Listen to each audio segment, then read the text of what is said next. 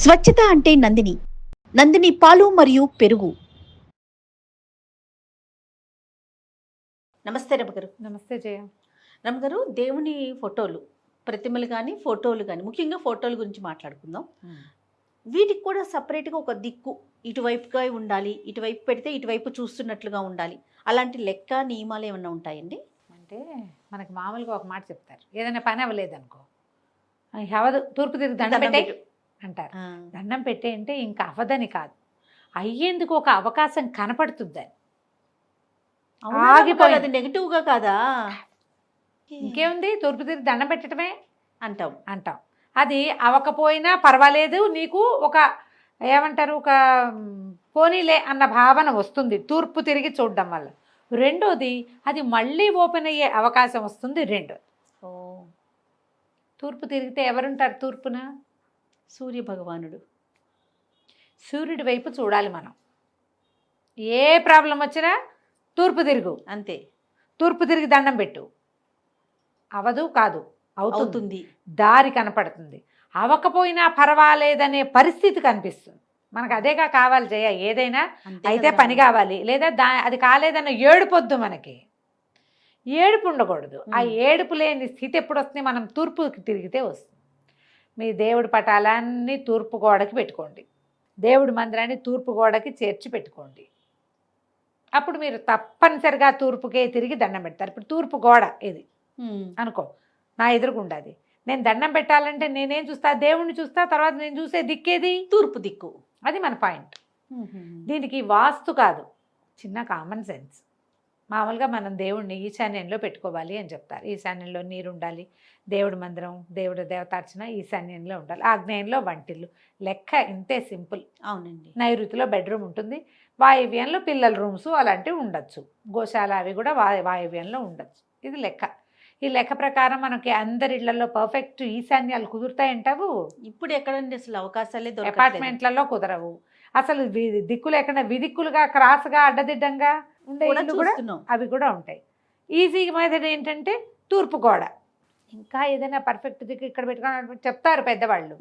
ఇప్పుడు పెద్దవాళ్ళు ఎవరినో పిలిచి అడగలేం మనం, ఖర్చు అవుతుంది. అవును. ఒకటి దొరకరు, వాళ్ళు చెప్పినవి మనం చేయలేకపోతాం.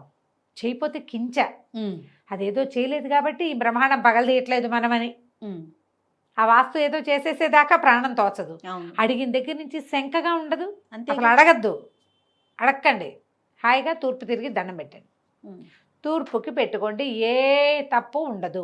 ఎలాంటి ప్రతిమైనా, ఎలాంటి ఫోటో, ప్రతిమ పక్కన పెట్టు, ప్రతిమ కాదు, ఫోటోస్ వరకు. ప్రతిమలు అంటే బరువు అనుకో జయ. మామూలుగా తూర్పున బరువు పెంచకూడదని ఒక శాస్త్రం, ఒక లెక్క చెప్తారు. అట్లా మనం తూర్పు గోడ సంగతి మాట్లాడుతున్నాం. తూర్పుకి ఏదైనా చిన్న బల్ల పెట్టుకుని అక్కడ ఏదైనా ఒక విగ్రహం పెట్టుకోదలిస్తే పెట్టుకోవచ్చు. మామూలు ఇప్పుడు మట్టి బొమ్మలు, గురువాయూరు కృష్ణుడు ఒక ఆయన కనపడుతుంటాడు, బాగా అందరి ఇళ్లలో ఉంటాడు. ఇప్పుడు ఇత్తడి విగ్రహాలు వచ్చినాయి, ఇంత కృష్ణుడు, అంత కృష్ణుడు, అంత కృష్ణుడు, ఇంత వారాహిని కూడా పెట్టుకుంటున్నారు మా విరివిగా ఇవాళ రేపు ఇళ్లలో. అవునండి. అది ఎట్లా అంటే దేవతార్చనలో కాదు, ముఖదర్శనానికి. అదేలే, ముఖదర్శనం చేయించునే, తప్పేం లేదు.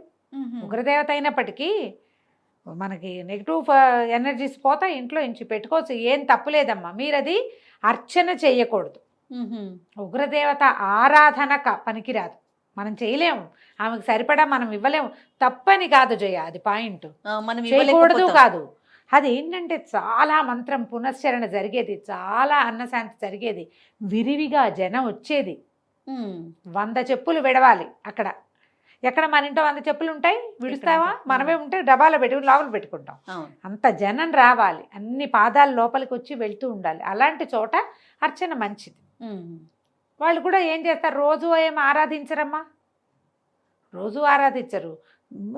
ఆ రోజుల్లో ప్రత్యేకంగా ఇప్పుడు వారాహి ఆలయాలే ఉంటే ఆ అమ్మకి సరిపడా బోల్డ్ అంత సేవాకాలం జరిపి ఆమెకి ఇవ్వాల్సిన బలులు అవి, అన్నబలి, కుష్మాండ బలి అవన్నీ ఇచ్చి మంత్రకట్టులో ఆమె ఉండేలాగా పెట్టుకుంటారు. మనం అవన్నీ ఏం చేస్తాం, చేయలేకపోతాం కదా సాధారణంగా అయితే. అందుకని చేయలేం కాబట్టి దేవతార్చన, బొట్టు పెట్టి దీపం పెట్టి నో. ఓకే, షోపీస్ దర్శనం, ఓన్లీ ముఖ దర్శనమే, షోపీస్ మాత్రమే. అలా కావాలంటే పెట్టుకోవచ్చు, ఇంత పెద్దది మాత్రం కాదు, అంతది. పెట్టుకోవచ్చు. ఇంకా కృష్ణయ్యలు ఎంతమందో కృష్ణుడు దొరుకుతారు, గోపాలకృష్ణమ్మ దొరుకుతాడు, రాధాకృష్ణులు కనిపిస్తారు. ఏది కావాలంటే అది పెట్టుకోవచ్చు. ఎక్కువ బరువులు చాలా తూర్పు గోడకి చేర్చకూడదు. గోడ దగ్గర మీద పెట్టుకోవచ్చు. మీద విగ్రహాలు పెట్టాం, మీద పటాలు పెట్టుకుంటాం కదా. జస్ట్ కామన్ సెన్స్ వాడండి అంతే. దేవుడి ఫోటోలు పెట్టుకున్న ప్రదేశంలో చనిపోయిన వారి ఫోటోలు పెట్టొచ్చా? నేను చాలా ఇళ్లలో చూసానండి, అక్కడ పెట్టి వీళ్ళు కూడా అంటే ఎందుకు లాజిక్ ఎలా ఆలోచిస్తారంటే చనిపోయిన వారు దేవుడితో సమానం, దేవుడి దగ్గరికి వెళ్ళి కలిసిపోయారు కాబట్టి వీటితో పాటు ఆ ఫోటోలకు కూడా దండేసి అగరబత్తి వెలిగించి పూజ చేస్తూ ఉంటారు. ఇది కరెక్టేనంటారా? మరి మనోభావాలు దెబ్బతింటాయేమో నేను చెప్పలేను, కానీ మానవులుగా చనిపోయిన వాళ్ళు ఎవరు దేవుళ్ళు కారు, దేవుళ్ళ దగ్గరికి వెళ్ళరు. మన అమ్మ నాన్న, మన తాత బామ్మ అమ్మమ్మ మనకి దేవతలతో సమానం, కానీ మనకి సమానం కానీ దేవుళ్ళతో సమానం కాదు. అలా పెట్టుకోకూడదు. దేవతార్చన మాత్రమే. భూమి మీద సంచరించిన వాళ్ళు ఎవరూ కాదు. భూమి మీద సంచరించిన వాళ్ళలో మనకంటే ముందు కాలం వాళ్ళైన రాముడు కృష్ణుడు ఉండొచ్చు. వాళ్ళు దేవుళ్ళుగా ప్రూవ్ అయి ఉన్నారు. మన అమ్మ నాన్న ఫోటోలు కావాలంటే మన దేవుడి గది ఎక్కడుందో మనకి ఆ గదిలో ఇంకో గోడ మీద పెట్టుకోండి, అంతేగాని వాటితో పాటుగా దేవుడి మందిరంలో పెట్టకూడదు. శాస్త్రం అప్పది. మీరు అడిగింది అదే కదా, అదే అడుగుతున్నాను. పనికిరాదు అట్లా. అలా ఎవరు పెద్దవాళ్ళు పెట్టుకోమని చెప్పరు. చనిపోయిన వాళ్ళ ఫోటోలు పెట్టుకోరు. ఓకే, మీరు హాల్లో ఎక్కడైనా పెట్టుకోవచ్చు. ఓ పువ్వులు దండేయచ్చు. అమ్మ ముందు ఫోటో పెట్టుకుంటే పూజ చేస్తేనే, పూజ అంటే ఏంటి, దేవుడికి చూపించినట్టు పంచోపచారాలు చేస్తామా, షోడశోపచారాలు చేస్తామా? వీళ్ళకి ఏమి చెయ్యము. కానీ మనం అక్కడ పెట్టుకున్నప్పుడు అందరితో పాటు చేయి చూపిస్తాం కదా. అవును, అది పనికిరాదు. మీరు శ్రద్ధగా చేయవలసింది ఏంటంటే మీ అమ్మా నాన్నలకి చెడ్డ పేరు తేకండి, పేరు నిలబెట్టండి మొదటిది. రెండోది, ఈ సంక్రమణం అప్పుడు కానీ లేకపోతే మహాలయ పక్షాలప్పుడు కానీ వాళ్ళని తలుచుకుని వాళ్ళకి కాస్త నీరు వదిలిపెట్టే మార్గం, కాస్త స్వయం పాకం ఇవ్వటం, వాళ్ళ పేరుతోటి ఏదో ఒక క్రియ మీ గృహాచారాలని బట్టి నేను చెప్పిందే చేయాలంటలా. మీ పద్ధతిలో ఏ ప్రకారం చేస్తారో జ్ఞాపకార్థాలు చేస్తారు కదా, జ్ఞాపకార్థం చేయండి. ఓకే, వాళ్ళ పేరుతోటి ఎవరికైనా ఓ 100 రూపాయలు ఇవ్వండి, ఓ పుస్తకం కొనిపెట్టండి, చదువుకునేందుకు అవకాశం ఇవ్వండి, ఓ పిల్ల పెళ్ళి అవుతుంటే ఓ 10,000 ఇవ్వండి, అక్కడ ఎక్కడైనా అన్నదానానికి ఇవ్వండి. అది చేస్తే మీ పితృదేవతలకి మోక్షం కలుగుతుంది. వాళ్ళు దేవతలు ఉండే స్థానానికి వెళ్ళగలిగే అర్హత సంపాదించుకుంటారు మీరు చేసే ఈ పనుల వల్ల. పటాన్ని తీసుకెళ్లి దేవతలను దేవుళ్ళ ఫోటోల్లో పెట్టేయటం వల్ల మనం సాధించేదేం లేదు. దోషం ఉంటుంది కాస్త. అది చెయ్యొద్దు. ఓకే, లెక్క ప్రకారం అయితే చేయకూడదు. ఓకే రమ్ గారు, ఇంకొక సందేహం అండి. ముఖద్వారానికి అంటే ఇంటి గుమ్మానికి పైన వినాయకుడు ప్రతిమలు, వినాయకుడి ఫొటోస్, ఆంజనేయ స్వామి ఫోటోలు, ఇట్లా రకరకాల ఫొటోస్ పెట్టుకుంటుంటారు స్వామి వారిలో. సాధారణంగా అలా పెట్టుకునే వాళ్ళందరూ ఏదో ఒక బోధతోటి పెట్టుకుంటారు. ఏ గురువు గారు తరచూ దిష్టి తగులుతోంది అట్లా అని, లేదా ఇంట్లో ఏదైనా గ్రహపీడలు ఉన్నాయి అలా అన్నప్పుడు, మనకే ఎంతసేపు నరదిష్టి తగిలిస్తుంది ఇలాంటి భావాలు ఉన్నప్పుడు ఈ కళ్ళ దిష్టి వినాయకుడని, ఆంజనేయ స్వామి అని ఇలా పెట్టుకుంటున్నారు ఇప్పుడు.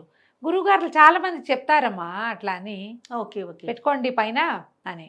ఒక ఆంజనేయ స్వామి, ఆయనకి మందారమాల వేయటం, వినాయకుడు ఏదైనా కింద వీధి చూలం దీన్ని అనుమానం ఉంది అప్పుడు వినాయక విగ్రహాలు పెడతారు కదా, అట్లా పైన పెట్టుకోవచ్చు. కన్స్ట్రక్షన్ లో ఉన్నప్పుడు కీర్తిముఖుడిని పెడతారు. ఓ రాక్షస మొహం లాగా ఉంటుంది కదా, ఎక్కడైనా చూసుంటావు నువ్వు.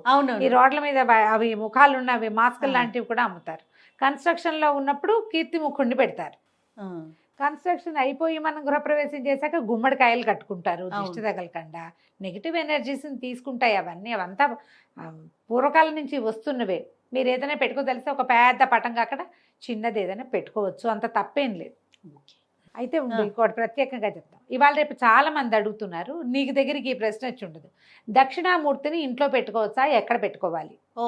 ఓకే, దక్షిణామూర్తి అంటే గురువు కదా ఆయన. చాలా అద్భుతమైన ఫలితాన్ని ఇస్తాడు. దక్షిణామూర్తి దర్శనం మంచిది అని చెప్తారు. అందుకని మేధో దక్షిణామూర్తిని తెచ్చుకోమంటారు. కాలు ఎత్తి రెండో కాలు మీద వేసుకున్నట్టుగా అంటారు. ఇది మనం దక్షిణ ముఖంగా పెట్టుకోమని ఎప్పుడో 20-25 ఏళ్ల క్రితం ఓ గురువుగారు ఎవరో చెప్పారు. మా ఇంట్లో దక్షిణామూర్తి ఫోటో హాల్లో దక్షిణ ముఖంగా పెట్టుకున్నాం మేము. ఫోటోనే అది, మేము ప్రతిమా విశేషాలు ఏమి కాదు, ఒక అంత పిక్చర్. దాన్ని దక్షిణముఖంగా చూసేలా పెట్టుకుంటే ఇంట్లో ఉన్న పిల్లలకి నాలెడ్జ్ పెరుగుతుంది, మనకి జ్ఞానం కలుగుతుంది. ఇప్పుడు ఇందులో GK, general knowledge, current affairs తెలియటమే కాదు, నేను ఎవరనే జ్ఞానం తెలియటం చాలా అవసరం కదా. ఆత్మజ్ఞానం కూడా కలుగుతుంది. ఓ రోజులో వచ్చేది కాదు, అవకాశం ఉంటే దీనివల్ల అది కూడా లభిస్తుంది. పిల్లలు చదువుకునే పిల్లలు అలా ఉన్నప్పుడు మనం దక్షిణామూర్తి. మేధో దక్షిణామూర్తిని తెచ్చుకోవచ్చు. విగ్రహాలు తేకండి, ఫోటో తెచ్చుకోండి, అది దక్షిణముఖంగా పెడితే కనుక మంచి ఫలితం లభిస్తుంది. ఆయనకి ఏం చేసేవాళ్ళం అంటే ఇప్పుడు చేయట్లేదు జయ, శ్రద్ధ పోయి నాకు పని చేయలేని పరిస్థితి కూడా వస్తుంది మెల్లిగా. బుధవారం నాడు శనగలు నానబెట్టి గురువారం పొద్దున్నే శనగలు గుచ్చి 108 లేదా 54 ఆ దండ వేసేవాళ్ళం. ఆహా. మన ఇంట్లో చదువుకునే పిల్లలున్నా, మనమే ఏదైనా మంచి మంచి పరీక్షలకి అపేర్ అవుతున్నా, ఈ పరిహారం ఇది చేసుకోవచ్చు. బాగుంది. ప్రతి గురువారము చేయాలి. ఇంక ఇందులో బాబాగారులు ఎవరు లేరు, దక్షిణామూర్తి మాత్రమే. ఆయనకే ఈ శనగల దండ చెప్పబడింది. 20-25 ఏళ్ల క్రితం ఒక తమిళియన్ ఆయనే చెప్పారు మాకు, గురువు గారు. అప్పటి దాన్ని నుంచి ప్రసాదంగా తీసుకుంటారు. ఏం లేదు, ఆ దండ వేస్తాం, అది ఎండిపోతుంది మెల్లిగా. పై గురువారం తీసేసి దాన్ని మా మొక్కల్లో వేసేయటం, మళ్ళీ కొత్త దండ వేయటం. ఓహో. ఈ వారం రోజులు ఆ దండ ఉంటుంది. ఓకే, అట్లా బాగుంది రమ్మగారు, మంచి విషయం. రైట్ అండి. అయితే మనం చేసే వీడియోస్ కింద చాలా మంది చాలా సందేహాలు అడుగుతున్నారు రమ్మగారు. రమ్మగారితో ఇది చెప్పించండి, ఈ సందేహాన్ని నివృత్తి చేయండి అని. నాకు ఒక కొత్త కాన్సెప్ట్ని తీసుకొద్దాం అనిపించిందండి. ఎట్లానో మనం మాట్లాడుకుంటూ ఉంటాం, వాళ్ళు వీళ్ళు అడిగిందే కదా, వాళ్ళ ప్రశ్న మీ సమాధానం. మీ దగ్గర నుంచి ఏది ఎక్స్పెక్ట్ చేసినా, ఎలాంటి ప్రశ్న అయినా కూడా మీరు చెప్పగలిగినంత వరకు దాన్ని ఒక కార్యక్రమం కింద తీసుకెళ్దాం రమ్మగారు. చేద్దాం అట్లాగే. అది రాబోయే కాలంలో ఆ ప్రయత్నం కూడా చేద్దామని నా ఉద్దేశం. ఓకే, రైట్ అండి. నమస్తే. నమస్తే జయ.